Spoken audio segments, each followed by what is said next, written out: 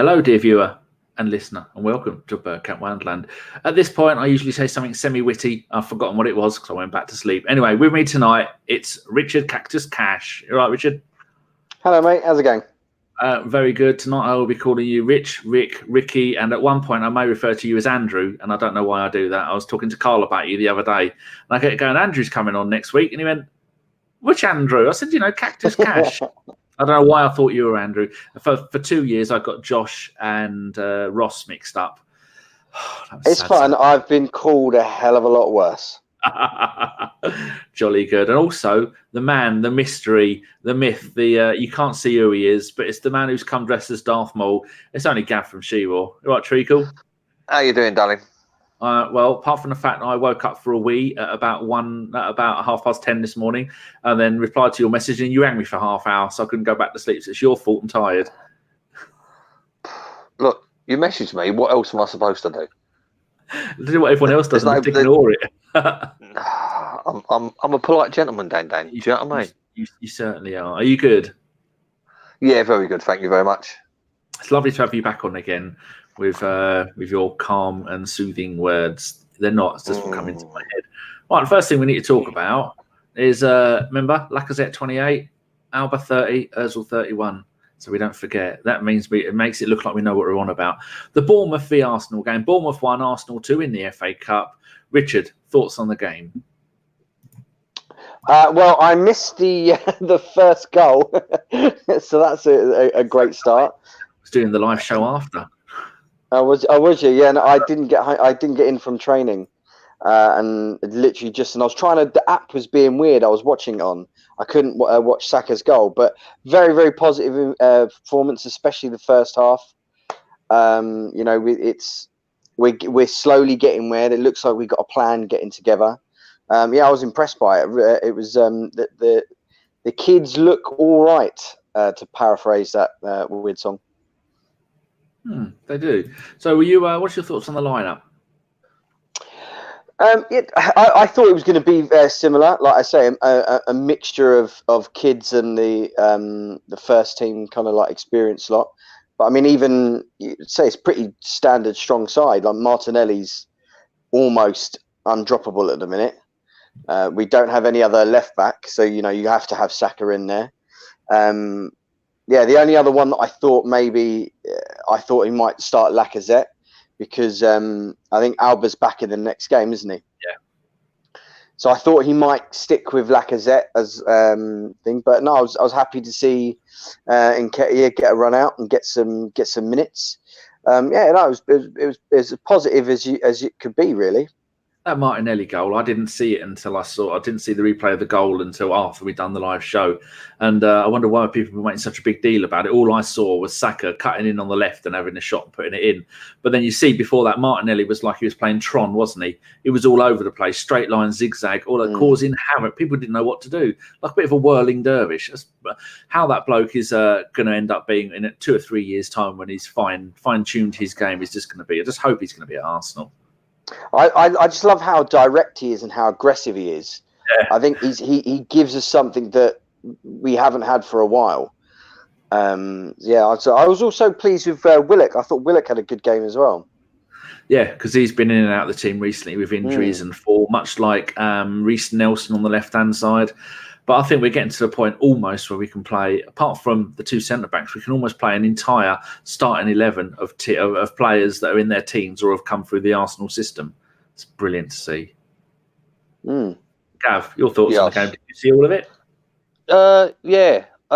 Oddly, though, I spent half of the second half explaining to my brother what happened in the first half, because he was just sort of in from hospital and he missed the first half. Was he support? My brother? Yeah. He's Arsenal, of course. My brother doesn't like football and supports Liverpool. Something like that. Yeah. My mum and dad support. The whole family. I mean, we had games in the 90s where my brother's favourite spot was next to the players' dugout. I'd be in the clock end and my mum would be in the West Upper. So we wouldn't even all go together either. We'd all go separately and all stand separately and all that. But yeah, no, the first half was a lot better than the second half. The second half, it was almost like job done in the first half when we got the second goal. Both goals I thought were absolutely brilliant. Saka and Martinelli just seemed to be cultivating some kind of romance understanding down the left, which is really, really good to see. Especially as in theory they should be fighting over the same position, but you know, due to how it is at the moment, Saka's playing at left back, and you know they're both working really, really well together. Nelson played well. I thought everyone. I mean, the first half, I don't think Bournemouth were really sort of as up for it as we were. Definitely not until the second half. No, and that's sort of refreshing, because over the last couple of years it's been the other way around, where we didn't quite look up for it. But all the players are going in, and I think they know with Arteta at the moment, when they get a chance, if they take it, they're going to keep their position. Arteta ain't really chopping and changing about. I wasn't surprised that Eddie started up front. He's obviously been. I thought he done. Yeah. Well, I think the only thing he come back with Leeds was a girlfriend, by all accounts. Oh, yeah, apparently, by all accounts, it's the only the best thing that he come back with from Leeds. But no, he must have been promised game time. There's no way in the world that we've kept him and stopped him from going out on loan and not going to play him. So Arteta's definitely promised him that he's going to play. So I can see Eddie starting in all of the cup games and the Europa games for the rest of the season. Much the same as the keeper. But in going back to what you said, I think it was five or six ex-academy boys started the game with one on the bench. So after years and years of having none, we're quite blessed at the moment, I think, in that department. Yeah, I suppose you look at that, it's going to be Martinez came in at a really early age. Saka, Bellerin counts as an Arsenal homegrown one, I suppose, because he's been there since a young age.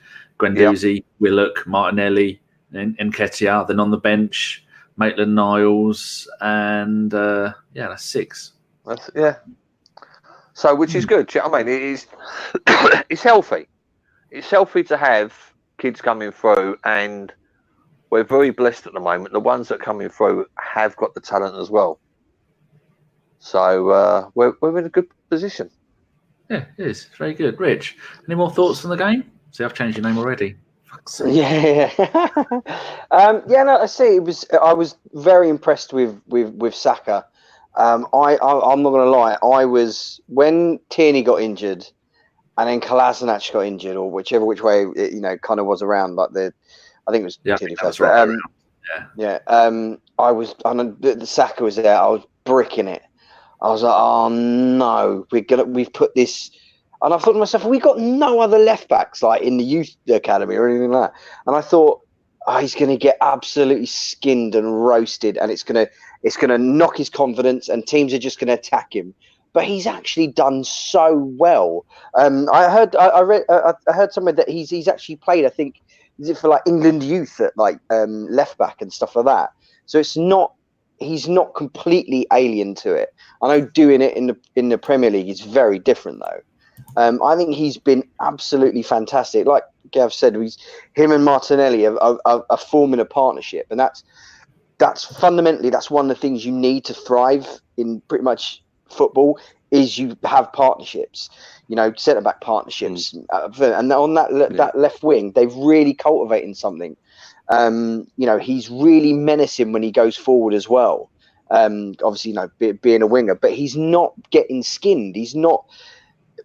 He's not getting caught out of position, is he? He's not getting. No, he's not. When we're getting turned over, he's not getting caught out. I mean, I don't want to sound like really like over the top kind of thing, but I fear him at left. Sorry, let me say that again. I fear Kolasinac at left back more than I fear Saka. Yeah. If that makes any sense. When Kolasinac is there, I'm kind of like, oh shit. But Saka's actually trouble, has he? And he's not overly creative. And he's not going to score you many goals. Sometimes I do like Kolasinac down the left-hand side, because I think he's good at crossing.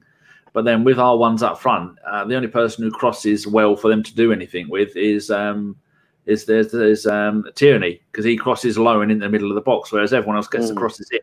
And you just know when it's going to be Bellerin or Kolasinac down that right-hand side putting in a cross, this can end up going nowhere. I mean, even Pepe isn't that brilliant at crossing, although I think recently he has been the one who has created a couple of goals, hasn't he? I'm really struggling to find Saka looking online. Why isn't it showing him? I saw a really good breakdown of the of Eddie's goal on Twitter. I can't remember who put it up, but they sort of stopped it at various sections in, because I think it was 21 or 22 passes, wasn't it? 22, what they done was they sort of stopped and broke it down, and at one point Xhaka was in the left back position, and then they showed that Martinelli's he went wide, then came inside, then went long, and then cut back into the middle, and they showed how Martinelli's movement actually completely freed up the space that Saka had to put the cross in. And it was, like I say, when you slow it down and look at it, which I don't generally tend to do. Do you know what I mean? It's a bit of a, I don't know if it's a bit of a hipster thing to do, to look at it. But like I say, the way this fella sort of broke it down and showed you how that was literally a training ground goal, I thought was just very, very clever. And like I say, the last time I come on here, Dan, we was talking about how when Aubameyang was out on the left, the way he would cut in to pull the left back in towards the centre backs, and then had Kolasinac going down the side of him to make the space. And that's something obviously that Arteta must be working on in the training ground, just by the three centre forwards, if you like, squeezing in and pushing out to create the space for the passing. So, like I say, that goal really down to Arteta. It was a total training ground move, wasn't it? It was that classic up, back, and through, wasn't it? It was really, I thought Willock did really well for that goal as well. Like when he sucked the guy and let the ball run across his body, sucked the midfielder in, just got his body in front of him and just went away. It was really, really. But I mean, a hit! Oh God, yeah. But if you look back to the space that Willock had, because of the way that Eddie was pushing the high line as much as he could, and I mean, and then Martinelli's just moved across. It was just the space they had was unbelievable. But it wasn't a fluke. It wasn't even bad from Bournemouth's point of view either. It like I say, as you said, it's total training ground exercise, and it just looks so good when it comes off. I was looking at Saka's stats, and he's played before this season. He played one Premier League game in his life, where he came on for Iwobi with the last 7 minutes of the game. To go from that to playing 14 games and making our team look magnificent down that left-hand side. But like you were saying, Gav, I think a lot of it is when they do show you the replays and people who know about these tactical side of things. Like I see other podcasts talking about it. Whenever there's an attack, like we saw, a good way of putting it in this game, we saw Guendouzi in the middle of central midfield on his own quite a lot, because Willock was getting forward, and then when Saka was getting forward on the left-hand side, Xhaka was falling back into cover to make it into the back four again. And I think a lot of this has got to come down to Xhaka, and I think that's why I think quite a lot of the media have been surprised at how the Arsenal fans have suddenly back on side with Xhaka. I think partly because they realised that Xhaka was hung out to dry by Emery, and he always wanted someone to be a scapegoat. Even Mustafi's been forgiven for some of the stuff he's done now. But people who watch it can see how integral Xhaka is to the way we play football, the way he'll drop into cover at centre-back, at left-back, whether he'll come and break the play up in the central midfield. And we've stopped playing out from the back as well. Every single ball.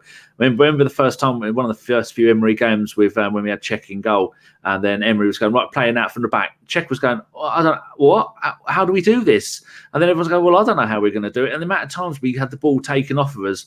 And in the first half of his first season, Emery's first season, there was a stat going around of how many goals we'd conceded from giving the ball away inside our own third or something like that. It was ridiculous. And all these things, all these little bits have all coming together and all changing superbly to show that we are playing brilliantly. And I think it was interesting that he played Bellerin on in this game on the right hand side rather than Maitland-Niles. I think partly because Bellerin and Pepe long term do need to build up a relationship on that right hand side. But like you were saying, Richard, on the left hand side, Martinelli and Saka already they've got the bromance. They've got the Lacazette Aubameyang bromance already, and that is just so good to see working on the same level. Isn't it? It's what you need to succeed. You need to have those partnerships. You can't. It sounds stupid and rudimentary, but it's a team game. You have to have people. You can't do it on your own. And if they can get on that wavelength where just by a look, just by a drop of a shoulder, they know when to go and they know where they're going to be covered and when someone's going to be filled in. It's like I say, hopefully it continues. Like I say, I was really worried when both our left backs went down, but it's been it's been a good plus. Well, I think we'll also go on, Gav. I was going to say I pretty much agree with that. I do think that it is partnerships all over the pitch that you need. You need the centre backs to have a partnership. You need the left centre back to have a partnership with the left back. You need the left back and left midfielders to have a partnership. It is about all the partnerships. And then going back to Xhaka, it almost reminds me of when we had Petit. The amount of times that he would drop back into left back or right back, or because he was a left back at Monaco, wasn't he? Yeah. Well, I mean, I think he played left back and centre back for various teams throughout the years. He wasn't a defensive midfielder where he was when he was with us. So, yeah, good point. But I mean, he would also, like I say, if we're going back to that sort of time to give some form of sort of comparison on how that worked well for us in the past. He would also drop back and he would cover for Adams. Or Keown when they went on a little bit of a run forward. So you need that in a defensive midfielder. You need someone who knows when he's got to be the left back again.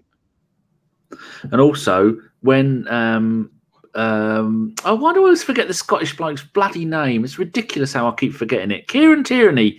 I didn't mean to say that in an Irish accent. It just came out. What was the Irish accent of it? Just I don't know. Kieran Tierney. So when we've had a lot of problem with Maitland-Niles who'll play as an attacking right wing back, but he's not that good at defending. And then when Bellerin comes in, he's a bit better at defending, and he's also quite good at attacking. But I think when Tierney comes back in, he's going to be playing almost the exact same game that Saka is going to be playing, but relying on his pace, relying on his getting on with Martinelli or whoever's playing on the left-hand side. But it's not like if we'd have had Monreal come in for Saka, Monreal's game was completely different. Monreal would be the one that would be dropping back, making it into the centre-backs if any and moved out of the way. So when Tierney does come back, we're still, the point I'm trying to make badly, is we're still going to have all that electrifying pace and that crossing ability down the left-hand side, which is going to be something. And then maybe even you'll see Saka will be the one that will then play in the Martinelli role. And then next season, maybe Martinelli will be the one playing up front if one of those others go. It's such a nice problem to have, isn't it? Exactly. It's just a lovely, lovely problem to have. And what we need at the club is players that when one's out, another one can drop in and do that role. And then if that one's out, then someone else can take over their role. Because so many times over previous years, we've had one player at the club who can play in that position really well, and everyone else is a square peg into a round hole. I nearly said round into square, which would actually work, I reckon, if you made him small enough. Anyway, I'm waffling. Right, next bit. We all finished on the Southampton game. Bournemouth game. Bournemouth. Those people all look the same to me. They all sound the same. They all hate the Pirates. Are we all done on that? I think we are, aren't we? Mm. Yeah, I think Southampton. I just said it again, haven't I? I haven't eaten in days. Bournemouth, I think. Write it down, Dan. Write it down on the back of your hand. I'm going to move on. And every time you want to talk about it, look at your hand. Yeah. But the Bournemouth, they definitely changed the way they were playing in the second half, which made it a lot harder for us. And I think there was a quote from Arteta that said something along the lines of the second half didn't go as he expected. Our passing wasn't up to scratch, and Bournemouth upped their game a little bit. But they're going to do that, aren't they? They brought on a few substitutions and changed the game a little bit. The only other bit I got on this, Richard, is will the kid? I don't like to call them kids, but everyone knows what we're on about when you call them the kids of the youth. Will they be playing again in the next game at Portsmouth, which is on the 5th of March, and is I forgot. Well, it could be any. The next round could be any day between the Tuesday and the Friday. We play West. Yet. No, the next round of the FA Cup is all midweek, played between Tuesday and Friday for all 5 games. We play West Ham on the Saturday after, and then we play in the Champions League, hopefully, on the Thursday after. Europa League. So we've moved on. Europa League, not Europa Champions League. Yeah. Oh, Don't sorry, get Europa League. That's some wishful thinking there, I think, maybe. Yeah. So I think because that game is after the Christmas break, because that game's after the winter break, so to speak. Yeah. It would be handy if we play on the Tuesday and Wednesday, then we can keep West Ham for the Saturday, and then we can play Europa on the Thursday. But if the TV companies get stupid about it, we could end up paying. Yeah, exactly. We could end up paying on like the Thursday. The West Ham game gets moved to a Sunday or Monday, whilst not even being on TV. It's just daft. We're sort of almost in the, and we're away at Portsmouth. I think they're gonna try and probably televise as many as they can, but we're going to be one of the 4 games picked. So yeah, we obviously, we're still a big name, and Pompey, their crowd, it's got TV written all over it, doesn't it? Really? So definitely. But go on after you, Dan. I was going to say, who do you think we're going to? Do you think we'll stick with roughly the same kind of team? Oh, 100%. I'll be very surprised if it's not almost an identical team. Yeah, I agree. Completely agree. Okay, lovely. I mean, it's not really that many. There's not really that many, apart from what maybe Nketiah, who wouldn't have started, and Martinez, possibly Mustafi. Nelson, if he's fit, might start instead of Pepe. Is he not dead? Has he not got his knee all fucked up? I think he's due back soon. I don't think he's too bad. Which player is? I'm just getting more questions have come in on Twitter. Which player is injured? Did you say? Nelson, is he? Is it? I thought he had a really bad injury. No, he's back from injury now. I think he's ready to. Good, that's good. Well, they've got an under-23 game soon. I think he might be playing in that. But like I say, if Nelson's fit, I think he would possibly start instead of Pepe.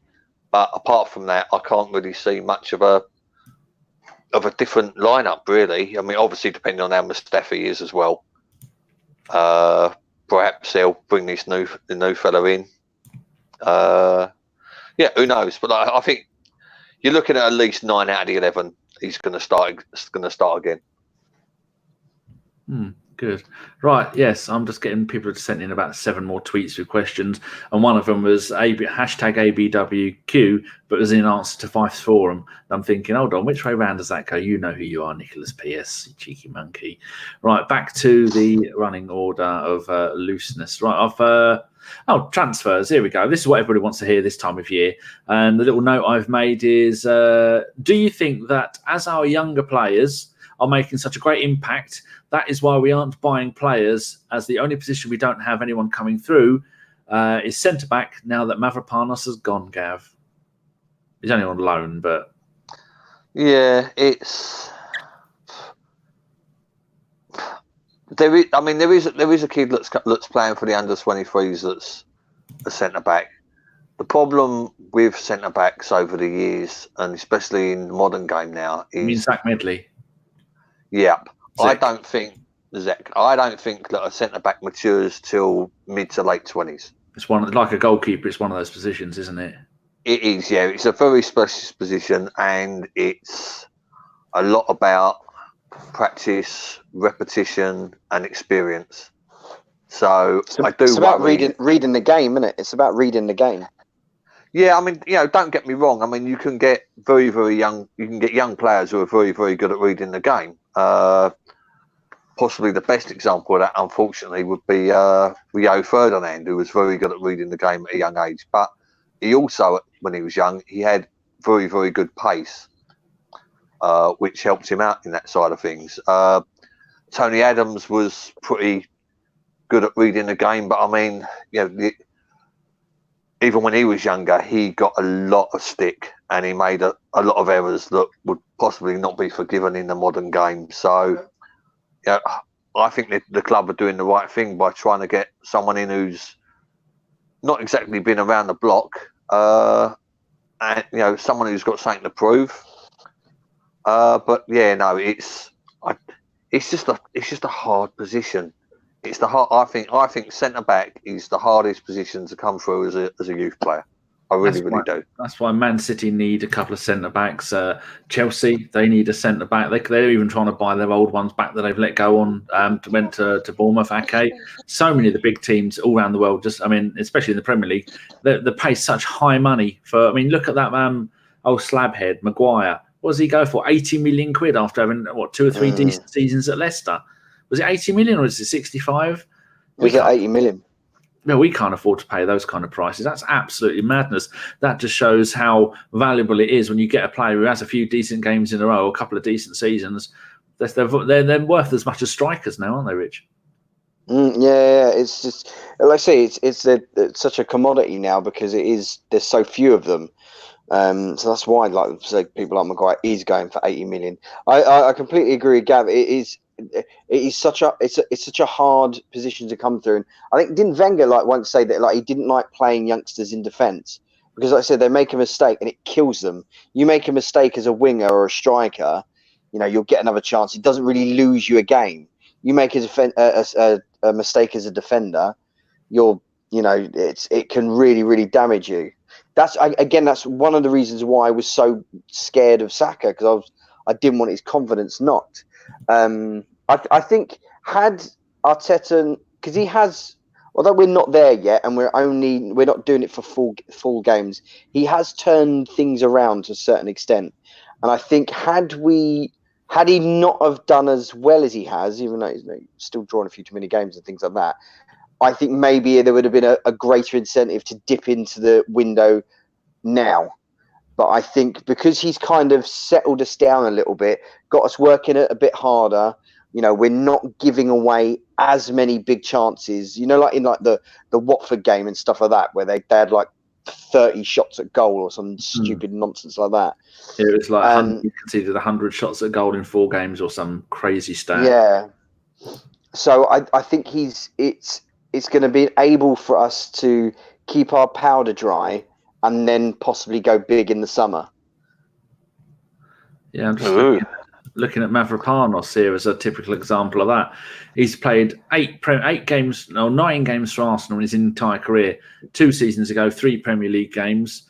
And then the end of the season, didn't he get sent off? And then next season, 18-19, he played 4 Premier League games. And then I think he got injured and he was out for ages. This season, he's played 1 Premier League game, 1 Europa League game, and gone out on loan. I thought he was older than he's only just turned 22 at the middle of December. So there's still plenty of time for him to come back. I mean, he's 6'4". I mean, he's Greek, and all the Greek people are as hard as nails. But hopefully, he's gone to Ljungberg in the German 2nd division. So hopefully that will sort him out. But we've seen with him. I mean, I thought he probably played 15, 20 games for us. He's not. He's played 9 in 3 seasons. And he looked good up until we got sent off. Yeah, he was looking good for a couple of games. Yeah, do you know what I mean? But it's like I say, even that new fella that we got coming in, he had a similar route as him, but at Man City. Where we didn't quite fit in there, and he had a couple of loans, and then he was gone to Brazil and sort of matured. And it's just simple as that. I mean, like I say, I know I'm repeating myself. It is just possibly the hardest position on the pitch. I mean, Mustafi a couple of games ago creates the howler that gets Luis sent off, right? But he didn't put a foot wrong after that. And so take out that one sloppy pass he did, he actually had a very good game. But everybody's going to remember the back pass that caused Luis to get himself sent off. So that's why it's such a hard position, because it is just literally your one pass, your one miscontrol away from looking like a complete fucking donkey. True. But looking at this, few bits of information about this new bloke, Pablo Mari. He's 26, 6'4", centre back, can play at left back. I was watching the Gooner talk, Tom. He's had a couple of really good. If you go and have a look on that for Tom's stuff on YouTube, the Gooner Talk, and he's done 2 really good videos. He had one where he's interviewing a Brazilian journalist, where he's just talking about Mari, and then he had another one a couple of days ago where they're talking about the possible transfer and all the other bits. And then plus I looked at a couple of YouTube videos of him. He's an absolute lump. He's much like Per Mertesacker. When he'll go in for a sliding tackle. He's got really long legs. He doesn't fuck around when it comes to tackling. He gets stuck in. He's not going to be one of those that turns his back on the ball whenever it comes near him. He looks like the kind of one that's going to stand in front of it. He scored 2 goals. One was a header, and the other one, the ball dropped to him in the middle of the box, and he rocketed it with his left foot, and a thunder bastard, and scored with that. So it's a £500 million. No, it's not right. A 500 million. Holy smokes! He's going to be good. Won't be long before. Jesus, he might have. Cronky's opened up the purse strings. Yeah, £500,000 Jesus. Loan fee. In the summer, it's 7.5. I got my M's and K's mixed up, so £7.5 million in the summer. But I'm not sure what the delay with this was. But then I said on the last live show that I didn't rate him because he spent a lot of his time playing in the Spanish second division. But then I remembered, Arteta knew him at Man City when he would have been a young player at Man City. And if I go and have a look at, here you go. He spent his first 3 seasons at football playing in the Spanish second division with Mallorca. Then got called up to the first team and played 2 games in the La Liga. And then he was went to Gimnastica and then spent 2 seasons in the... Oh, no, actually... Yeah, 2 seasons in the third division. So I'm just looking here when it's Mallorca, second division B. So that's the third division. So he went third, first, third, then in the second division. Then Man City snapped him up in 16-17. Didn't play a single game or do anything. Then they loaned him out to Girona in Spain in the second division. Then he went to NAC in Holland for 17-18. Played 20 games, got 1 goal. That's not bad. And then 18-19 went on loan again to Deportivo La Coruña, ex-La Liga champions, maybe 20 years ago. Played 38 games, scored 2 goals. On that season, they finished 6th. That's the only bit I know from memory. And then Man City sold him to Flamengo in the summer for, was it this summer or last summer? I'm just going to go and check on that.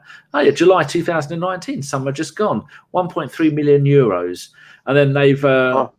Flamengo have got the 2 top goal scorers in the Brazilian Serie A. One of them's on loan from Inter Milan. I can't remember his name, but Inter Milan bought him for 30 million quid, and now they've just sold him to Flamengo for 17 million quid. Barbosa, that's it. And he was top goal scorer. They had second top goal scorer. They had the top assist maker in the league. And the partnership that the bloke who was on Tom's pod, so the partnership that he had with the other Flamengo centre-back, the other centre-back's been linked to £30 million moves to Europe already. And so he played 22 league games, scored those 2 goals. And this bloke was saying that he looks absolutely brilliant. And for £7.5 million, is an absolute steal of a player. And so I do quite like the look at me. Where's the number 4 for them? He was in the American team of the season as well. And also, the other thing the bloke said on Tom's show was that he played in the World Club Cup final against Liverpool, and him and his centre-back teammate kept the clean sheet for 98, 99 minutes. He said Liverpool were getting no joy from them at all. So you got any thoughts on that, Rich? That's all I've seen is I mean, who doesn't love a YouTube compilation? We know it all. But I've only ever seen the clips and highlights of him against Liverpool, like trying to put on Mane and that in his pocket. I don't know too much about him. I've not really seen him, kind of thing. The only thing I will say, like, you listed like all those things he's had. Girona and NAC and Deportivo, they're all loan moves, aren't they? So it's always a bit difficult to really flourish on loan. So I know he's only on loan, but Arteta's worked with him before, so hopefully he comes good. He seems like got a bit of decent caliber, big, tall, strong. Right? I'd just get behind him, I guess. How long would Arteta have worked with him for? I'm trying to work it out. Well, Arteta retired 4 seasons ago, didn't he? So he'd have been working with Arteta from as soon as he signed for Man City. So Arteta basically he had about a year. He had about a year. Arteta saw him for about a year before he went out on loan. Well, Arteta went to Man City in the summer of 2016, and Pablo Mari signed for Man City in the same summer. So they both went to Man City at roughly the same time. And then, how long before he went out on loan? It doesn't give the exact dates here, but it was the season of 2016-17. Yeah, Girona for 8 games, and the next season it was spent the entire season with NAC, and the next season. So he probably only probably saw him then from the June, July when he signed till the January when he went out on loan. I did see a quote saying that Mari said that when he was at Man City, he never met Pep at all. So, well, that's blown my thoughts then. So he might be shit. You never know. Well, you never, like I say, you never know. I mean, it's like the way Arteta's been very, very good with the young players that we've got coming through because he remembers them from when he was ours sort of 4 years ago, sort of thing. So there is that, and who knows? Like I say, the main thing is we've got another body in because, as it stands at the moment, our centre backs are dropping like bloody flies, aren't they? I've just seen El Nenny's number 4 shirt, which is the same shirt Per wore. So he looks like Per, he plays like Per. So hopefully, if he's half as decent as Per was, are they giving him the number 4? Yeah, that's according to Transfer Market. He's wearing the number 4. So I'm just looking here, Gav. You said when did he go? I think you said that he went to Girona in August. So he signed on the 15th of August for Man City. The 16th of August, he went to Girona. And he came back on the 30th of June. And then on the 1st of July, the next day, he went to Breda in Holland. And he came back on the 30th of June to Man City. And on the 1st of July, he went to Deportivo. So he's had about 3 days at Man City. That's Transfer Market, people. So they may just be rounding it off. So someone would know better. But yeah, if he said... It's Man City harvesting centre backs that they think might have potential. That's what it is. Yeah. But the fact that the other thing that with Flamengo, the last 4 seasons in Brazil has either been won by, I think it's Fluminense, but the other 2 were definitely Corinthians, my team. And you don't usually run away with the league. They won the league by 16 points, which is an absolutely humongous gap considering that the Brazilian league at the top is usually quite tight. So there you go. Jury's out, but it's another set of legs. Do you know what I mean? Whether or not he's going to be ready for... I mean, their season ended, didn't it? About two weeks ago. Yep. So it's how long it takes him to get up to full speed again, how long it takes to get him sort of integrated. We might not see him for 3 or 4 weeks. Another really good point that Tom's mate made. I should just thank Tom for this. But he said that Flamengo have won the Brazilian Championship and the South American, their Champions League. They won both, and that's the first Brazilian team to do that since Pele's team did it back in the 60s. So maybe that's another mark. And plus they got to the World Club Cup Champions, or whatever they call it now. So he's had I think he's played 33 games for them since he signed. So, he's had a couple of weeks break. With us dilly-dallying, he's managed to have a bit of a breather. But I'm quite excited for it. We like bastards at the club, didn't we? I don't think we have Xhaka, Kolasinac, and Sokratis as bastards. The more bastards we have at the club... Guendouzi's getting all the earmarks to being a complete wind-up bastard as well, and I love him. Are you talking of Guendouzi? You would hate him in any other team if he was against us, but he's one of ours, so we love him. But he's changed his game, hasn't he? Because Arteta's the Bournemouth game was the first one that he's played started since December, and now he's come in. He has changed his game from just running all over the place, getting in people's way, to actually he seems to have refined his art, doesn't he? He's actually filling in spots and doing stuff, winding people up, like we were just saying. He's really turning into. He's upped his game to another level already at such a young age. What is he? 12? Yes. So the other player we're looking at, we've had a little chat about this. We're going to refer to this gentleman as Cedric because none of us can pronounce S-O-A. I can't even spell it, let alone pronounce it. He's 28. You're going to have to write it on your other hand. Is he 28 until he's 29? He's 26, 28-ish. He's a right back, right wing back. 33 caps for Portugal, still a current international. The last 5 seasons at Southampton, and it's a reported £5 million move. And then I thought, I had a look, and he started all of Southampton, spelt with an I in the middle of Southampton. I've no idea why I've done that. He started all of their last 13 league games and was subbed off injured in their last game. Broken back, sounds that's what we want him. But Spurs have just loaned Cole Walker-Peters, their right back, to Southampton because you've got the bloke from PSG, Serge Aurier. He's now made it there. Mourinho's now made him their number 1 right back. So Southampton have got a right back in on loan. So that didn't one of you say that Richard, was it you that said that he's put in a transfer request? Yes, why he wasn't playing the beginning part? No, it was Gav. Was it you, Gav? It was just literally something I was reading earlier. They early on in the season. Earlier before the podcast, I was reading it. I was doing my Google searches and all that malarkey on the new player. Forever a pro.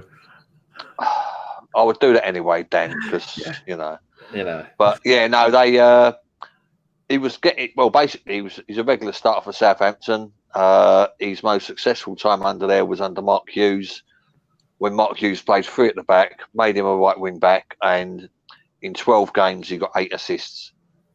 And I know that because the Google search was showing the fantasy football thing. So the fantasy football thing was giving up how many points he got in that time period. But it was quite a nice article anyway. One of the stories is he wanted to move away. They wanted to keep him. He went on strike. And then they loaned him out to the Germans.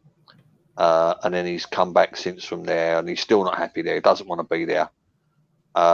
So he's obviously got a bit of ambition about him, but he's got to fight Bellerin for a place. So it's a bit of a weird one from his point of view. But again, it's another set of legs.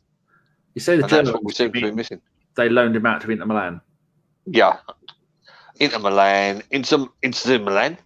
It's the same sort of, Okay, just before people tweet you shouting, you're not the. Dan, I'm not going to get everything. I'm not a hipster, Dan. I ain't going to get everything right. I read 2 articles before I come on the podcast, so I don't sound like I'm a complete fucking muppet. That's worn you out. Yeah, exactly. So all that reading. Do you know what I mean? Did you say that you read also that he plays left wing, and you said that he was left-footed or something like that? No, he's right.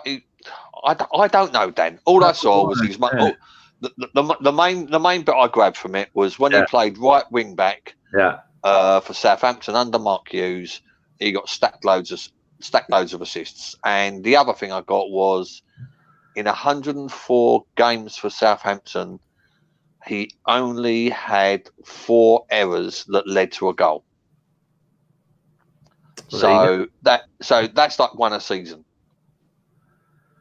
So I'll be quite happy if we had 4 defenders that only that had them sort of stats. Do you know what I mean?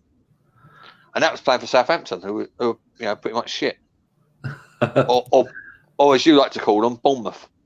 Yeah, well, they're all steady. They're all on the coast somewhere. I'm just looking back over his previous seasons. He's played right midfield quite a lot towards the end of the 17-18 season, playing full 90 minutes, getting a few assists. And then he's played right back. And this season, he's played 2 games at left wing. I don't know. Richard, any idea how that would work? I mean, it says on here that he's he's right back and right footed. Not a Scooby about the left wing stuff, but he seems like a very, very tidy player. I remember him when I first saw him play. Like, really took notice of him. Was in the 2017 League Cup final.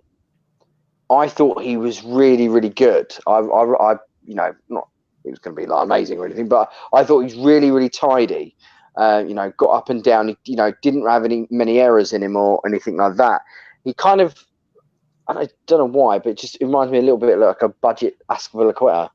You could kind of put him anywhere and he'll do a job for you, kind of thing. A bit disconcerting about the old the possible like throwing his toys out the pram, and that's why he was loaned out to various different clubs. But I said, I remember I've actually timestamped it. It was January 21st last year when Bellerin got injured, and I I put it out there about, getting him on loan, because I said I think he's a tidy little player.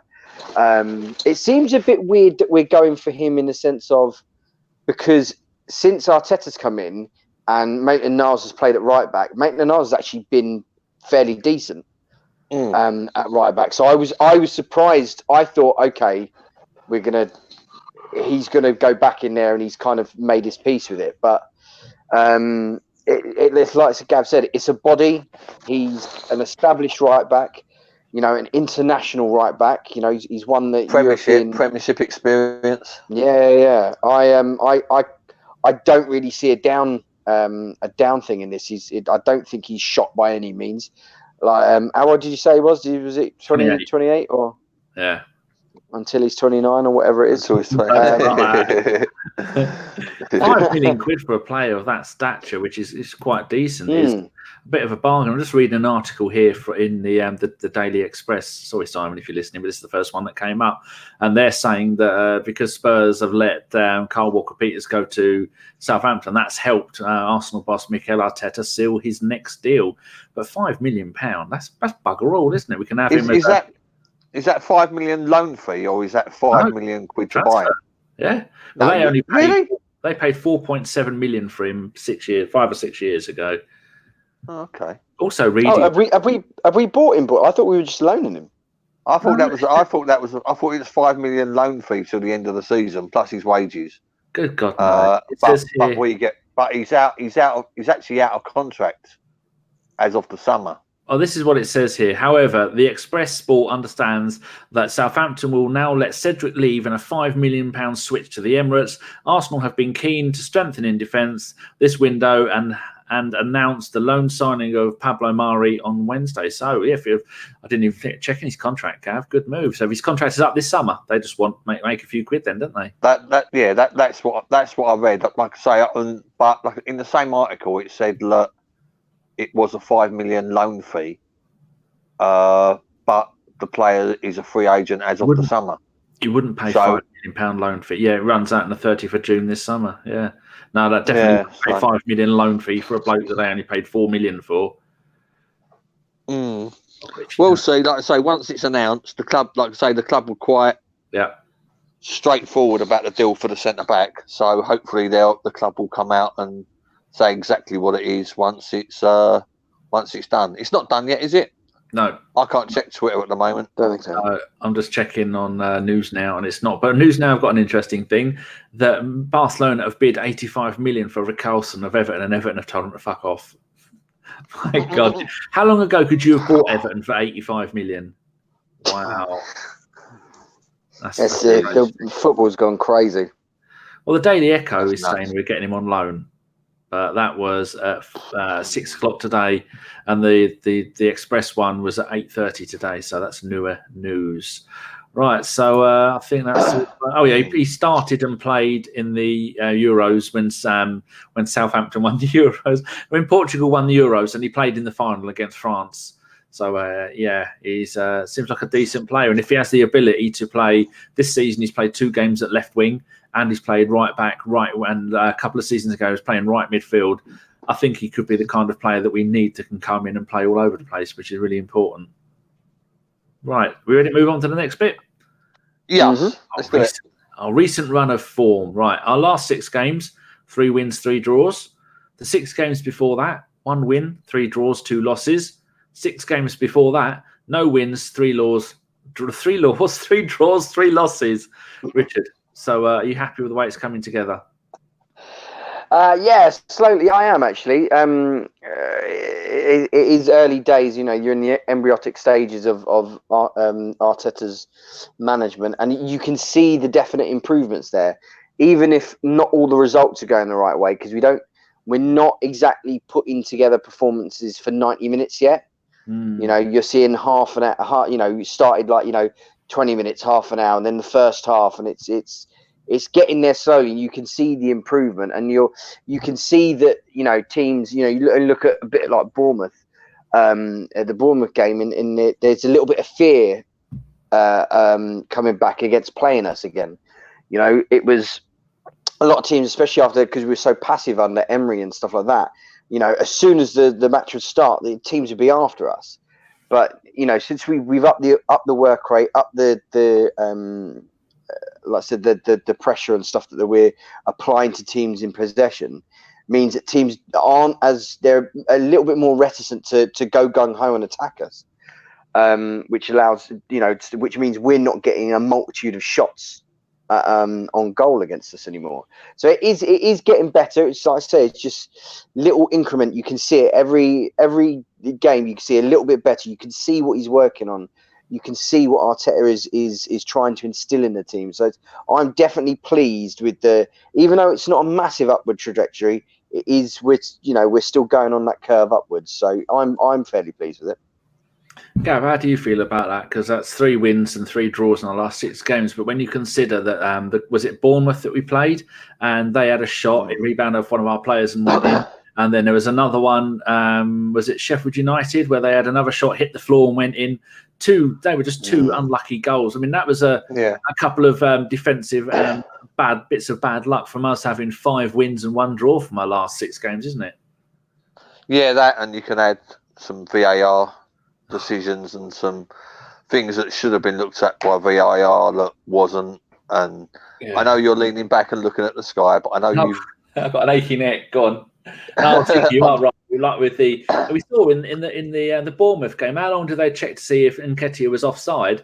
They spent about an hour on it, but Tammy Abraham's standing in front of the goalkeeper. No, we're not even looking at that. Cool, carry on. I'm stretching. No, like I say, we've had a few.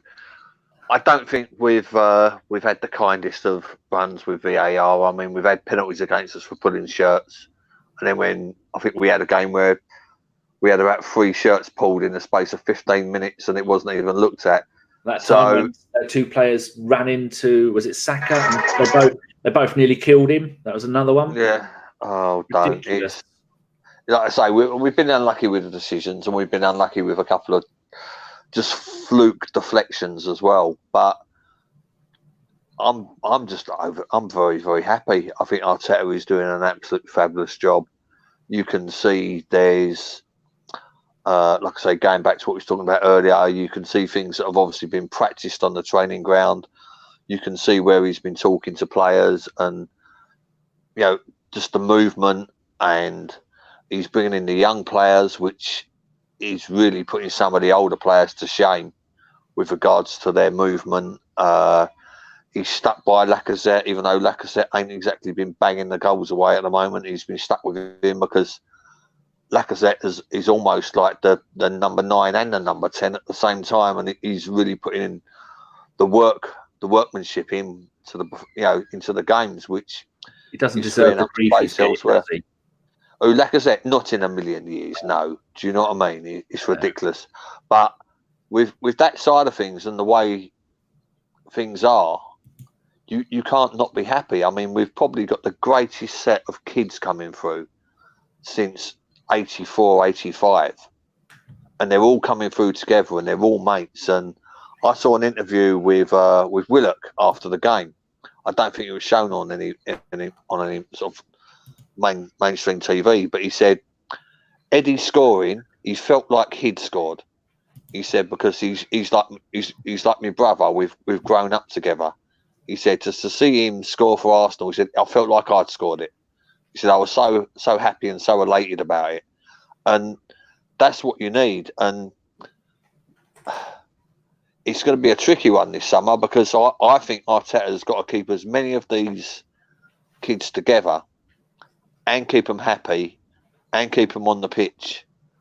And at the same time, bringing in a few little bits of class to go around them. So I think we're in a very, very good situation. I think Arteta, with his previous experience of these kids, even though they were sort of 15, 16 when he was at ours last, and like I say, he's keeping Freddie in, and you just can't not be happy at the moment. You really can't, even if we're not winning every game 3 or 4-0, and even we're picking up the draws, and we're going to lose a few, and we're going to have a bad 90 minutes sooner or later for the whole game. But it's just such a step upwards from the last 3 or 4 seasons, really, in just the manner of which we play. You say that we're going to have a bad game sooner or later, which is inevitable. But if you look at our run of our next few games, we're away to Burnley. Oh, we've got a lovely run. We've got a nice run of 5 games in a row now. So away to Burnley this weekend, Rich. How do you think that's going to go? Because they just beat Man United, didn't they? Again, that's no achievement. Yeah.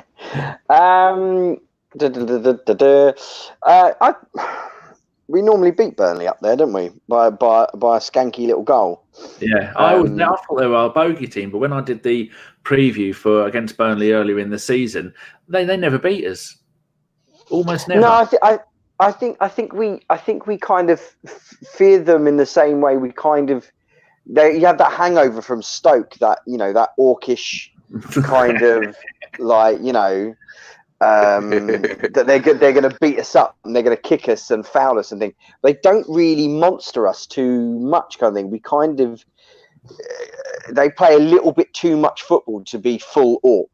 There you go. To be full Lord of the Rings. Do you know what I mean? This season we beat them 2-1 at our place. Last season we beat them 3-1 home and away. Season before that 5-0 at home, 1-0 away. Season before that we beat them 2-1 at home, 1-0 away. And the season before that, they were in the Championship, but we beat them 2-1 in the FA Cup. And the season before that, they're first in the Premier League for ages. We beat them 1-0 at their place, 3-0 at home. So we have won every single game, but yet, like you were saying, they give us the willies. It's got 2-1 written all over it, hasn't it? It's got 2-1 to us written all over it. They're scoring in the 93rd minute, as we always seem to let one in. Yeah, exactly. It'll be someone who hit it off their knee and it'll hit our defender's arse and it'll bounce in off the crossbar or something, whilst their player's offside standing in front of Leno and another player's like punching the hell out of Saka. It'll be one of them goals that they score. I'm just looking at the games tonight, and Man United have beaten Man City 1-0 at their place. That's in the League Cup, LEC. So where was their other time they played them? Did they lose 3-1? Yeah, they lost 3-1, so it's 3-2 to Man City on aggregate. Oh, that'd be low. How about last night? Leicester lost to Aston Villa, didn't they? So Villa in the League Cup final. That'd be brilliant for Henry Lansbury. I quite like the Spurs of the Midlands. Wolves are my favourite Midland. I say they're not in the Midland. That area, because if you say the Wolves are in the Midland, you'll get people coming around banging your dustbin lids at you.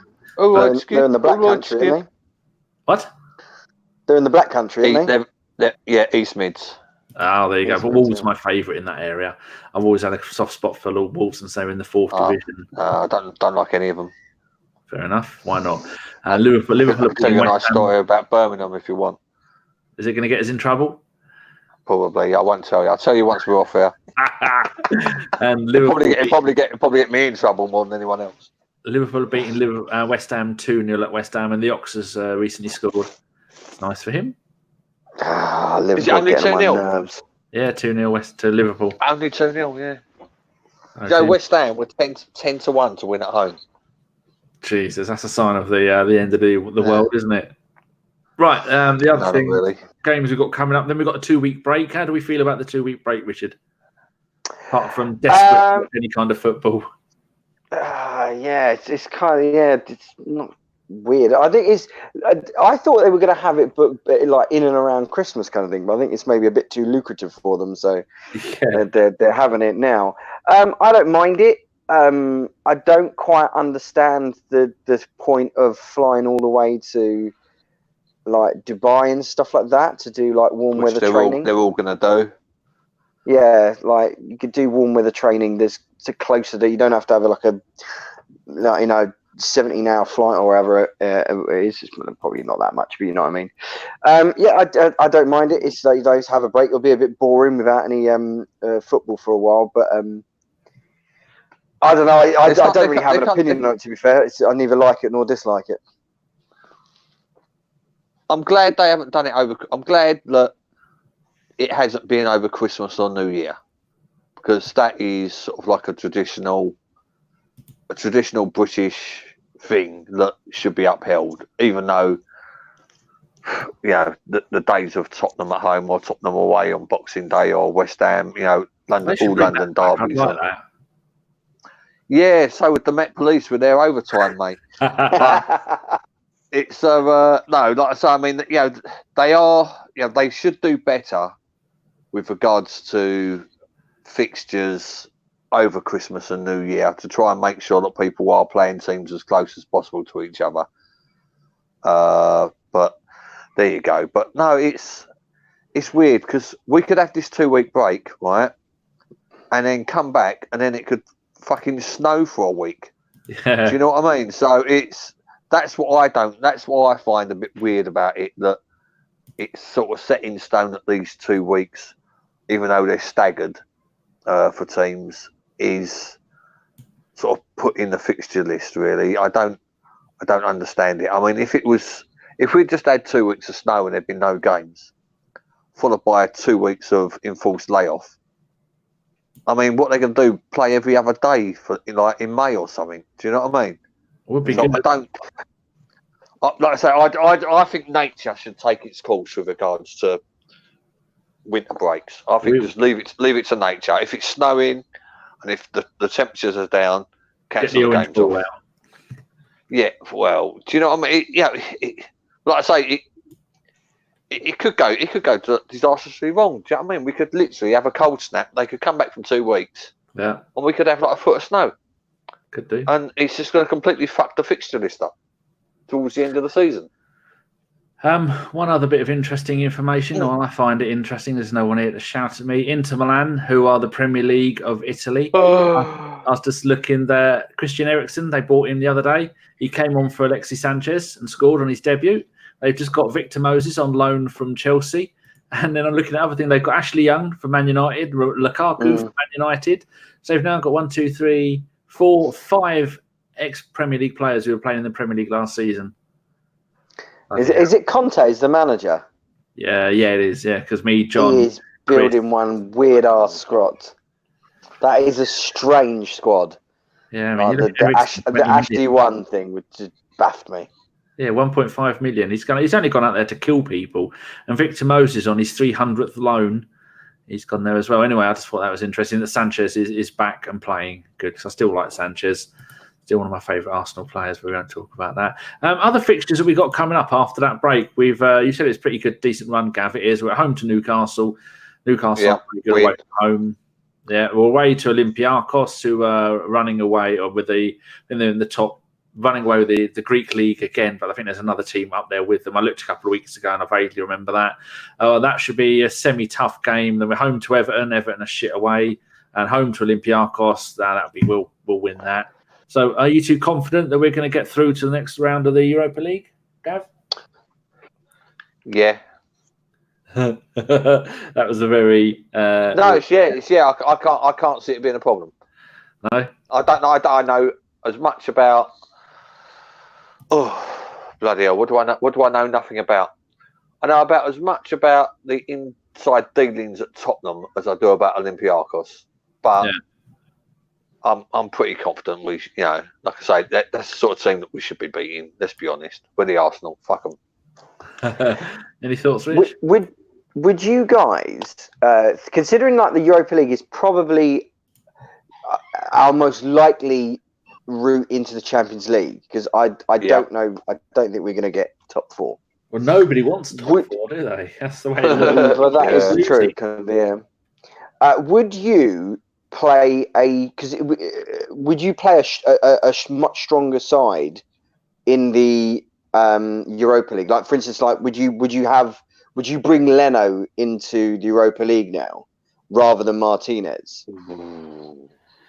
That's a tough one, because I said on the last radio show, that live show, that I thought Martinez is having a bit of a few wobbles lately. He's been really good in some games, but I think maybe playing Leno against Olympiacos home and away could well make the difference. Although Martinez has been good, but I think you might have a point there. Just say, I said they're running away with the Greek league. It's PAOK on 52 points, Olympiacos on 51, and Athens AEK on 38. So they're running away. It's a 2-team league at the moment. So what do you think, Gav? Would you start Leno? It's a tricky one, because you've got to keep Martinez happy, and the same way with Eddie as well. Eddie's been probably earmarked and probably put down that he's going to be getting minutes in that game. But it means we can drop one of either Lacazette or Aubameyang, doesn't it? So it's not either one of those two all season, which is only going to end up we're in tears. Let's be honest. I mean, like I say, Martinelli can play through the middle as well, even though he seems to be enjoying life down the left-hand side. I think that's his future for now. Yeah, exactly. But we did need another forward coming in, another forward that's going to get goals, and he gives you something different. Do you know what I mean? Yeah. But like I say, I think Arteta's really he's got a balancing job. He's got to balance the fact that, yes, that's probably our most easiest and most likely route to get into the Champions League next year. And obviously it's a trophy as well. It's a trophy that, I'd love to see us win. And obviously there's the money involved in being involved in the Champions League next year, which is massive. Yeah, we saw that in recent financial results from Spurs. Yeah, made 40 or 50 million more than us. Yeah, I mean they did get through to the final. I mean their TV revenue, if it was anybody but Liverpool in the final, their financial TV revenue would have been higher because they had to split this country's revenue with Liverpool. So if they was playing like PSG or one of the German sides in the final, their TV revenue would have been even higher. But like I say, the difference in finances and the difference in, we are the Arsenal. We do pay players a lot of money. We are the biggest club in the biggest city in Europe. We have got that certain amount of pull, but being in the Champions League as well adds that little bit extra when it comes to recruiting players at the very, very top end, which we do need at least 2 or 3 of come the summer. So, I mean, personally, I would go all out for the Europa. I'd go all out for it with the fact of resting players the league game before it. Like I say, it's. I mean, obviously, you want to try and get the game put to bed in the first, in the first round, the first game before the away game, or vice versa. But yeah, we've got to go for it. It's the finances and it's the future of the club. Well, in the league, we're 10 points behind Chelsea in 4th and 18 behind Leicester. No matter how well we play or bad they play, we're not closing that with 14 games to go, are we? No, I don't think we will. Well, we're only 4 points behind 5th. So 5th we can aim for. That's why I think we need to go in balls in, balls out on the Europa League. Yeah. Balls, one ball in, one ball out. One ball, whatever the expression is. I think we've got Olympiacos. We're playing the away leg first, aren't we?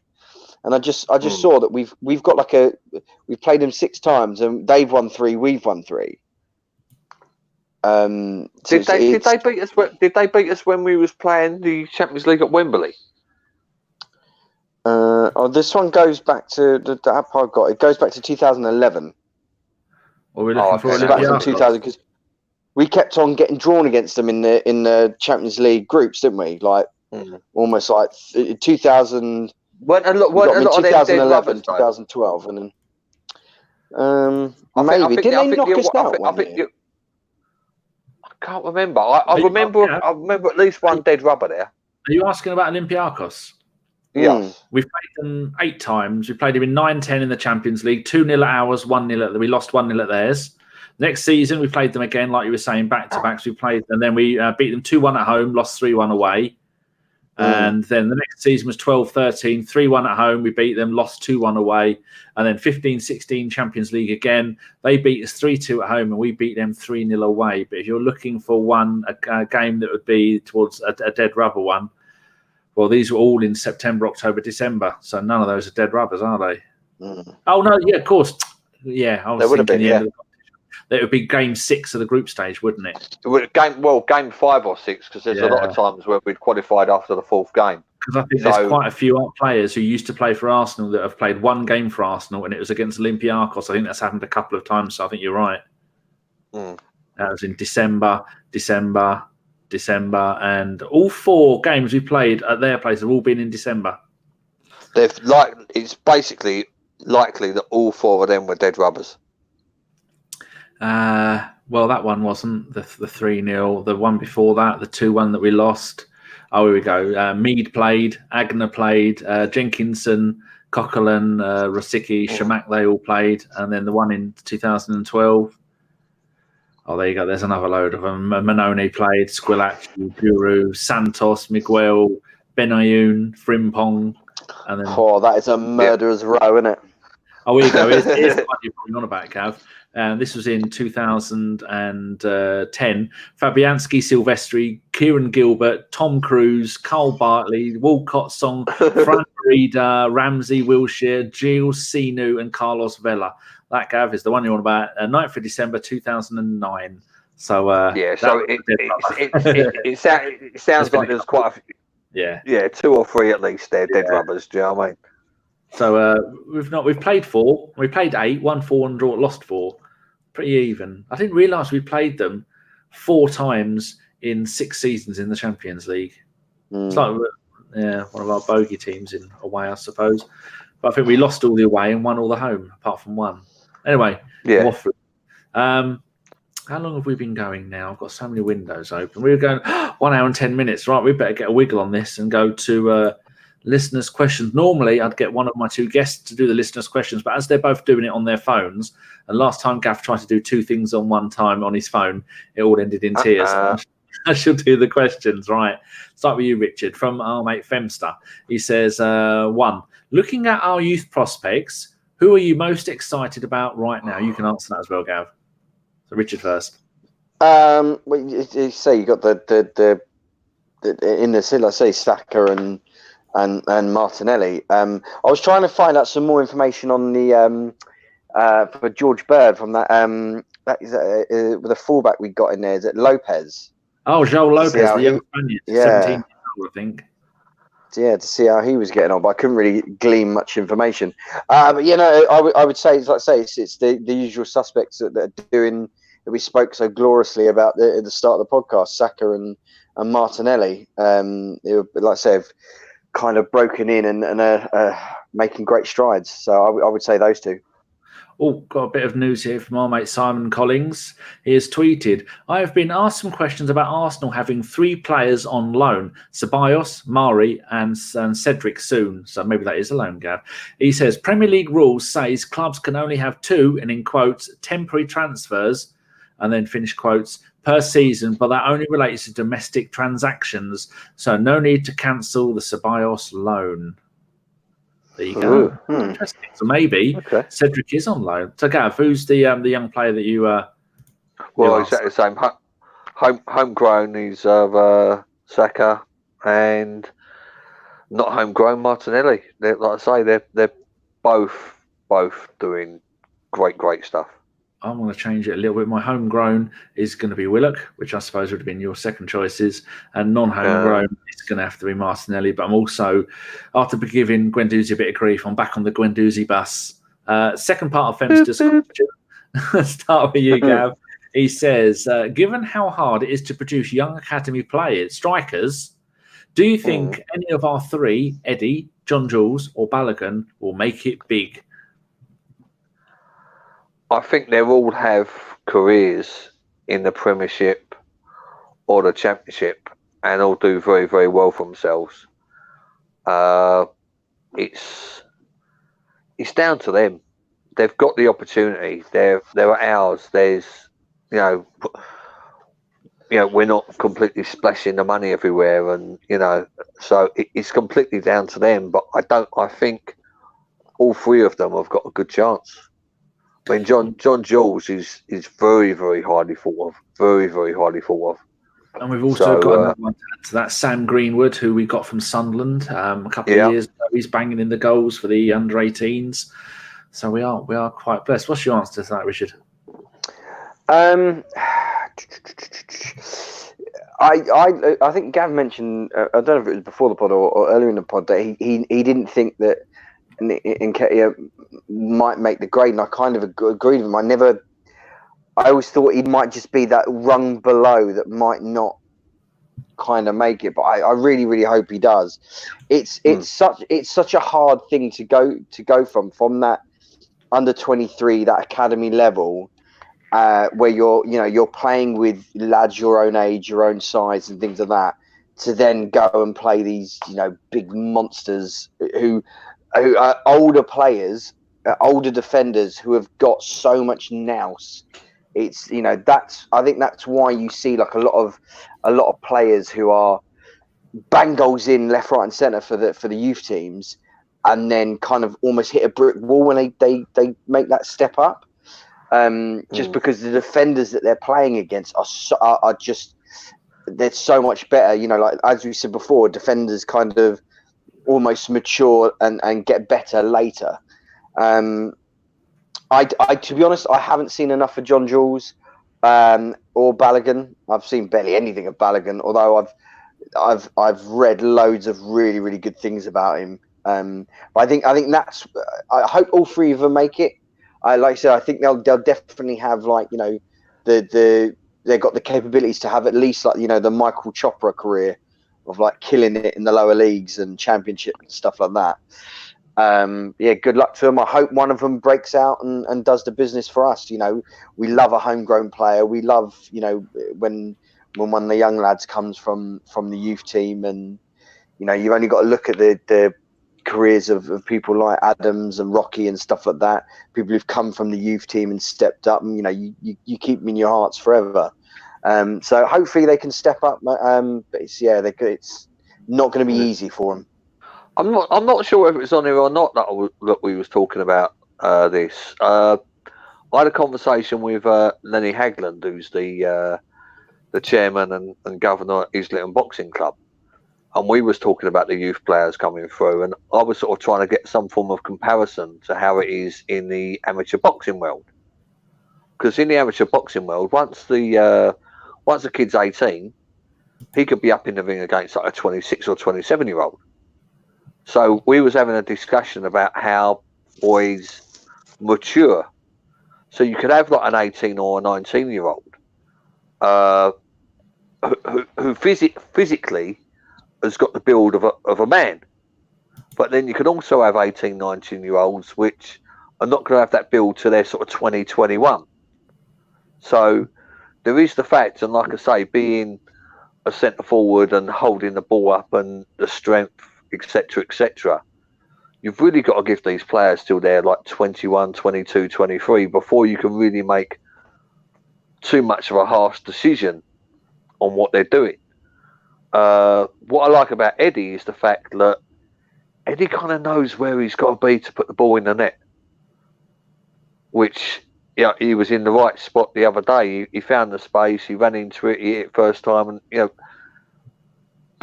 that's more or less his edge. He is almost the fox in the box. But like I say, with John Jules, who can sort of play a 9 or a 10, then he's pretty much at the whim of how his body develops into sort of full adulthood, if you know what I mean. So, but yeah, all we can do really is hope. They've got to have the passion and the drive. And the good thing about a lot of them coming through together at the same time is hopefully they're all supporting each other. Yeah, and they're all pushing. Yeah, exactly. Lots coming through at the same time. I mean, obviously it was different back then, Dan. Do you know what I mean? Because teams more or less lived and died on their, how many youth players they had in the team. But to get that many coming through at the moment, I think the press is really, really not picking up on this. They give all Chelsea all the plaudits in the world because Chelsea had to play them because they got a transfer ban, ironically, for dodgy dealings with youth players. But we're just not. I don't think the young chaps at ours at the moment are getting anywhere near the plaudits that they should be getting at the moment. But anyways, let's hope so. Let's hope at least one or two of them make it. Right, a couple of little bits as we've been talking. Arsenal ladies have beaten Man City ladies 2-1 in the League Cup semi-final, so they're now through to the final. It's only a one leg apparently. That's really good. Liverpool beating West Ham, so Liverpool are now 19 points clear at the top of the table. Is it 2-0? Yeah, it's finished 2-0, yeah. And who scored? The Ox and someone else, I don't know. And then Man United still won it up against City, but Matic scored the goal in 35th minute, then got a double yellow on the 76th minute. So I don't know what he's done, but I'm laughing all the way to the bank. Excellent. Right, so another question is from Jim House and for you, Richard. With Ollie Giroud being linked to the Middlesex and potentially further tarnishing his legacy as an Arsenal player, are there any other former players or current players you'd hate to join them lot over there? I saw a tweet earlier today where it was a gif of the Giroud's scorpion kick. Yeah, and they said if he joins Spurs, just delete this goal from my history. Just delete. I'd be absolutely. I always liked Giroud. Yeah, if he goes to them, it forever put a black mark against his name. Unfortunately, he could never. That Leicester won the league. He went 16 games without a goal or something. I couldn't count on it. I felt bad for him when he had to go to Chelsea. I was like, all right, he really wanted to make the France squad. So I could kind of gritted teeth, but to go to Spurs, no. What's he doing, man? There's what other current player would I not like to see? Either one, any of them really. Still playing. That is, he was still playing. Arsenal, like my one would be. I'd hate Jack Wilshere to go there. That would make me cry. Oh yeah. I would laugh because they'd have to pay him $50,000 a week, and he ain't gonna play. So to hide in washing machines and scare people. Yeah. Martinelli, maybe Aubameyang. There's none of them really. I'd say I don't think there's any of them that would sit well and countenance well. I don't want any of our players, even our shit ones, to go and play there. Gav? I would love the RB to come out of retirement and play for him. Good. All right, should we move on? That's it. Maybe get Czech to come back, play for him in goal. Someone shit, you mean? Let's do Silvestre. Yeah. Give him Silvestre. And Koscielny as well. Do you know what I mean? That'd be a good one. Right, next question for you, Richard, from Matt L. Roberts. Whose slip did you prefer, Kante or Terry's? When he says. It's got to be Terry's. It's Kante's was, like I say, it was a bit funny, but it's always funny when it happens to Terry. And the fact you talking about when he slipped in in Moscow. Oh, he says in brackets when Walcott scored. So I don't think that was Walcott scored. I don't remember that one. Do you remember it, Gav? Gerrard was the funniest slip. Oh yeah, he's the funniest. Gerrard was, yeah. Losing in the title. Was the John Terry one where we won 5-3 at the Bridge? Oh no. Game. I don't know. I've got no idea. Well, I'm going to have to say Kante because I don't really remember the Terry one. I think the Terry one was possibly we won 5-3 at the Bridge, and he slipped and ended up on crawling around on all fours like some weird racist canine. Okay, right. Next part of his question. Will we see a natural defender or defenders come through via Hayland Academy in the next few months? Next few months? Yeah. No, I don't think we will. No, we're not going to. I mean, well, on this, are you counting Bellerin? Are you counting Saka? No. Because they were both Haaland. I think he means of Zek Medley or Jean Lopez or a couple of the others. No, I don't think any of those are going to come through just yet. I think that their time to have come and played games would have been during the injury crisis in the early rounds of the League Cup. But I think their time will be the end of the season, beginning of next season when they're playing in the early rounds again. Right, Richard. I think the other centre back they had high hopes for was it Daniel Ballard? I think he broke his leg. He's still there. Oh. Yeah, they've got the young Welshman in midfield. He's another one doing well. Cottrell, maybe. Right, Nicholas Pearce asks, already been over this, so I'll ask it anyway. Given the rumour, how would you feel if Giroud ended up at Spurs? I'd laugh because I think it would be very sad. I wouldn't want him to do it, but you've already said your answer, Richard. You'd be sad. Gav, would you care? Well, I would go from sitting on the fence about Giroud to absolutely hating the bastard. And obviously questioning the lineage of his mother and father. But apart from that, nah, I don't give a fuck what them fucking idiots are doing. To be fair, Juventus were rumoured to him as well, and so were Barcelona because they needed a striker. But I don't think they want to be lump up front. I think his days of scoring 15, 20 a season are long gone unless he goes back to the Farmers League. Right, next question from Fraz, F-R-A-Z. Richard, on a scale of 10 to 1, how is everyone feeling about Arsenal at the moment? I don't know why he says 10 to 1. I think maybe 10 is the bottom, 1 is the best. I'm feeling, I should do it the other way around, do it 1 to 10 because that's easier to. Okay. I'm feeling about an 8 out of 10. It's about a 6 out of 10 for results, but it's an extra couple added on because the young players coming through and doing great. What do you reckon, Rich? Yeah, similar. I'm going to say results 6, performances 8. So I'm going to split the difference and go 7. Oh, Gav? Yeah, no, so I'm not too dejected about the results. I'm probably about a 7.5 on results, and about a 9.5 just in general. With just how everybody's up performance. Yeah, no, like I think it's lovely. Do you know what I mean? I'm shouting at the telly again. Do you know what I mean? I'm banging the table. You know, in the game against Chelsea, I think Saka was running down that left-hand side with about 5 minutes to go. And I'm banging the table going, come on, you fucker! And the cats all ran away. Yeah, no, I'm getting told off. I'm getting told off for waking the kids up when there's a night game on, and they need to know, Gav, and all sorts. Yeah, no, I know. They need to be woken up. But yeah, no, I think it's just a very, very good feeling. The last, I've got mates who go home and away all the time, and I've had these long conversations with mates who've been the last couple of away games, and they're saying, the general atmosphere with the away support and the noise that the away support's been making as well has been absolutely brilliant. I think our away support the last 2 or 3 games has been up there as good as it has been for a large number of years. So, yeah, I'm like I say, you close them out. I'm a good 8.5 at the moment. Oh, lovely.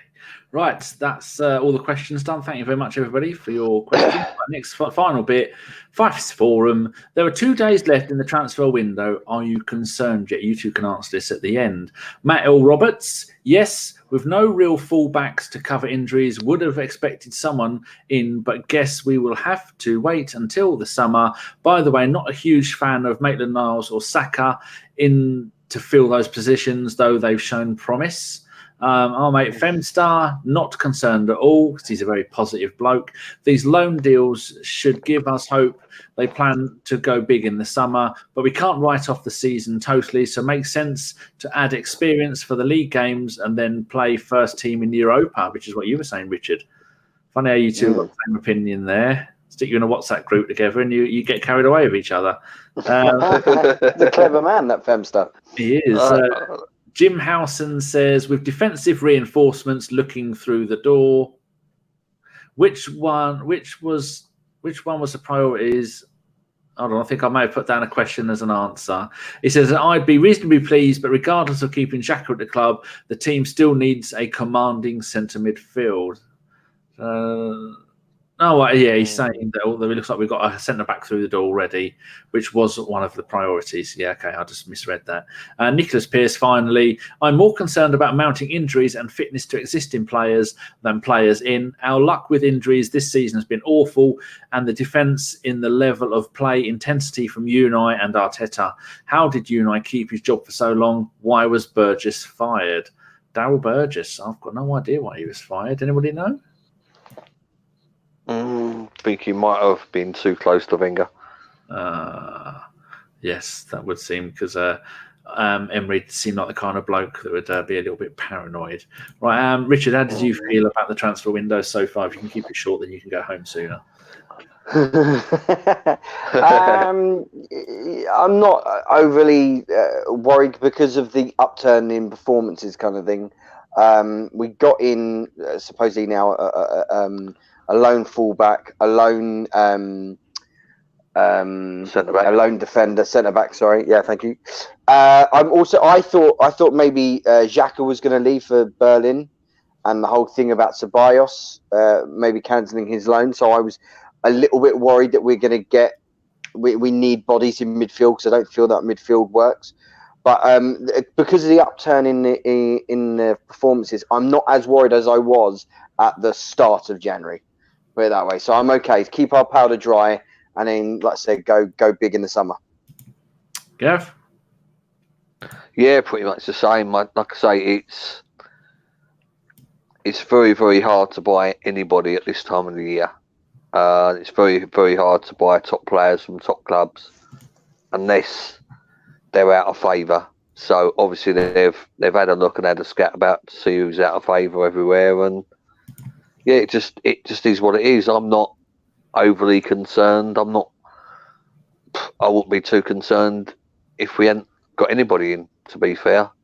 It's nice that we got some legs at centre back. Nice we got some other legs coming in at right back.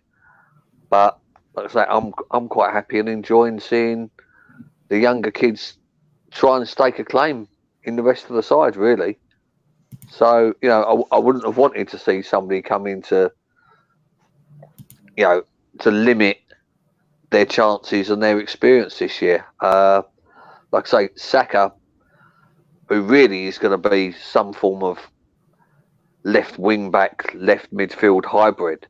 The fact that he's playing left back at the moment is going to do him so many favours. It's going to teach him that he has to track back. It's teaching him about positioning, and he's going to end up a hell of a lot of better. Well, he's already. He's turned into a hell of a lot of better player than he would have been if he was just starting at in left midfield. So I'm quite happy to see in this, which really is.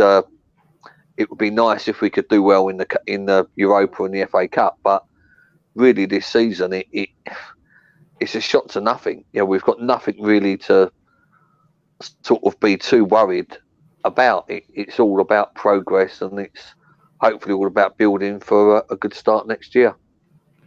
I agree completely. Right, a little bit of housekeeping now, as people like to call it. If people are looking on the YouTubings, you'll see that is the Movember that we did. All the final donations are in, and thanks to Josh's company, who doubled whatever he made, we raised £1,693. Oh, well done. For Movember, which is many thanks to so many people that chucked money in there. And, well done. Yes, thank you very much, David. And he didn't much look like a bloody fat version of Freddie Mercury then. Oh, if only I could sing like him. Right, his film actually is brilliant. It's a bit dark in places, but yeah, I really enjoyed his film. Right, you two think of who you want to give your gentleman's nods to. I should do the podcast ones first. It's going to go to Ed Loud, Chris Lodato, and Michael Harniman, who all stuffed the blooms down Chris's leather jodhpurs in the last live show. And a little nod to Ed Loud's granddad, though, who sadly passed away in the last week. And also, on a slightly happier note, I mentioned in the last show that Sian is working at a school up in Nottingham doing training and placement and all that lot. And she says her mentor's name is Michael Langford. And she said he has quite a dark sense of humour. So should say hello to him. And so I tried to on the last show and I couldn't remember his name. So I hope you're looking after Sian. And then if she gets too chopsy, show her the back of your hand. Get 1960s on her ass. But good luck, because she'll probably grab it, pull it off and beat you to death with it, because she's that kind of, she's got my anger. Bless her. So she's loving it there, and she's having a really nice time. And she's there for 3 months. I don't get her back until a week in February, a couple of days in February, and then a week in March, or April. Bloody hell! So the house is nice and tidy as she comes back. So Richard, is there anybody you'd like to give a gentleman's nod to? My gentleman nod, as it has been for the last couple of times, is to the girls at Evolve. Let's see if I can get that thing into shot. There we go. The girls at the Evolve Developmental Centre. There we go. Oh, down in West London. Then. Yeah, no. Where's a picture of girls? I mean, you mentioned girls, and then you put a picture of a shirt up. I sat up and looked at my screen again. Then, yeah. Sorry to disappoint. No. It's the Evolve Development Centre down in West London. Girls football from 5 to 16-year-old. I said we got 2 games this Saturday. I'm managing the under 9s at 9 o'clock, and then at 11:30 I'm managing the under 11s. So Jurgen Klopp, you big dosser, can't even manage a team in the fucking winter break. I'm doing 2 in 1 day, slacker. So yeah, it's a big shout out to all the girls down there. And if there is anyone listening from West London who's got a girl who wants to play football, give us a little search on Facebook, Evolve Development Centre. There you go. Not only a shout, but you're helping the world become a better place as well. I tried to get Sian to play football. It involved moving, and she was having none of that. I've seen her kick a ball once. It was doing sports day when it was yours. Primary school, no, and it's one of those obstacle courses. You had to jump over this, carry a beanbag, go underneath the thing, then go for a hula hoop, and then the last 100 meters or 50 meters, you had to dribble a ball down all of it. And she was first, and she was dribbling it all the way, and then she was about to win it. She was about halfway towards winning it, and then the other girls decided, "I'll just boot it and run." So she ended up coming fourth. And if they'd have gone, "You lot are fucking cheated," Sian is the only one who dribbled it perfectly over the inside of her right foot like a pro. She reminded me a little bit of Mark Overmars. You're not bitter. You're not bitter about that, then, are you? I wanted her to play tennis. You're not bitter. She'd have been Hashtag justice for Sian. That's it. If she'd have been a tennis player, she'd have been a millionaire by the age of 19 or 20. And then I wouldn't be talking to you. Like I'd be somewhere sunning myself on a beach in California or somewhere warm. Imagine that. All right, Gav, shut me up. Who you want to say hello to? All the boys at Islington Boxing Club. Got a nice delivery from them today. Some new T-shirts which I'll be sporting around London in the spring and the summer. So yeah, Islington Boxing Club, who do a magnificent job of keeping the local kids around Islington off the streets, keeping them focused, giving them a purpose, and clubs like that, and obviously what Rich does with the young kids football. I'd really like to see more people supporting things like that, because that's the way to train and keep the young kids in London focused and on the straight and narrow. Mm-hmm. Very good. Right, thank you very much for that too, gentlemen. I think I'm just checking my list. It says here now, close the show. So we're not sure who's going to be doing the game at the weekend, because a few of ABW are going to be off to Dave's funeral on Friday. I think there's about 5 or 6 of us going. I'm not going because Sian's not here to drive me. And so, all of our thoughts will be with Dave and his family this Friday. Yeah. We've done a tweet and pinned a tweet to our Twitter account. His family would like money, rather than giving flowers or chocolates or anything like that stuff, go and give them money. They've set up a Virgin Money thing where you can go and give money, and all of the money is going to go to the Willow Foundation, which, if you didn't know, was Bob Wilson. He was a goalkeeper during our 70-71 double winning season, host of Match of the Day and all those other one. Absolutely lovely, lovely bloke. His daughter was in her mid-20s. Willow, she sadly got cancer and passed away. So he set up a foundation for the club, do a load for it, the players do a load, and so his missus has said, great charity. What they do with the money is all the young adults who have got terminal illnesses and stuff, they give them like a day out or a weekend away with their family or kids. It's like Make a Wish, isn't it? Yeah, it's like that. Yeah, but like I say, they do such a fabulous job, and I've spoken to a few people there over the years, and they're all very, very nice people, and they're all very caring, and like I say, it's the unofficial Arsenal charity. I mean, after the Arsenal Foundation, if you're gonna put money into an Arsenal-based charity, it is that one. Yeah, so it's our pinned tweet, and most of ABW and others have retweeted it. At the moment, with Gift Aid, it's up to £1,700. And the little bit of story that goes with it, it says, on the 31st of January, we will be saying a final goodbye to David Faber, the Goonerholic.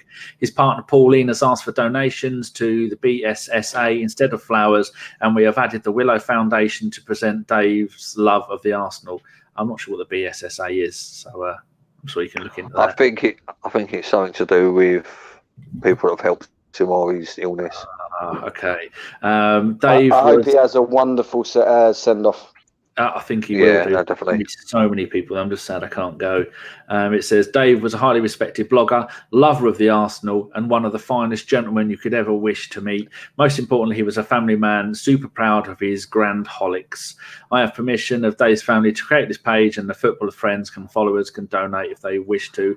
He is so missed. I think Victoria's had a big hand. Oh, it's Victoria that's doing it all. Yeah. ABW are doing their own thing, much like when Steve passed, we all the ABW got together and we were getting a plaque at the Emirates, and we're going to do the same thing for Goonerholic and just be ABW. So don't give ABW any money for that, because it's just us, these close mates that are doing it.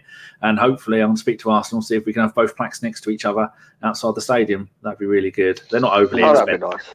Yeah, so we don't need anybody to give us any money for that before anybody offers. I've got my end of that when you want it. So just tell me when you're starting collecting. Yeah, we will do. Already got your one for Steve's one as well. We've got all the money for Steve's. Lovely. Cool. Nice one. Bit of a sad way to end a podcast, but yeah, these things need to be said. So finally, thank you very much for joining us tonight, Gav. Thank you very much for having me again, Mr. Dan. No more ringing me up if it says AM after the time, for God's sake. Well, because you're so nocturnal, if you speak to me during the day and I've got something that I want to speak to you about, I'm going to phone you. You want to make the most of it. Exactly. I'm like, oh, look, it's daylight, and Danny's awake, so I'm going to phone him. Did I tell you what time I was going to go back to sleep till? You said you were going to go back to sleep till about 5 o'clock? 2 o'clock, and I woke up at 6:15. I slept for I think 14 hours. It's awful. Richard, thank you very much for yet again joining us. It's great to have you. Thanks for having me. Yeah, I've enjoyed it. Always a good time with you guys. Yes, because we asked. Nice one, Rich. Most of ABW are on their arse at the moment because they're working all the hours, and John's computer keeps blowing up. And so it's good to have three of us get a show done. 1 hour 41 minutes. Can't argue with that. And we will see you. Actually, might be just me on my own against the Burnley game, because nobody can make it. And if John's computer's working, it'd be me and John. But other than that, yeah. Dan, if you need me for the Burnley game, I'll come on, mate. Oh, bless your socks. All right. As long as, like I say, I'll have to make sure that I integrate that with my Sunday lunch. Yeah.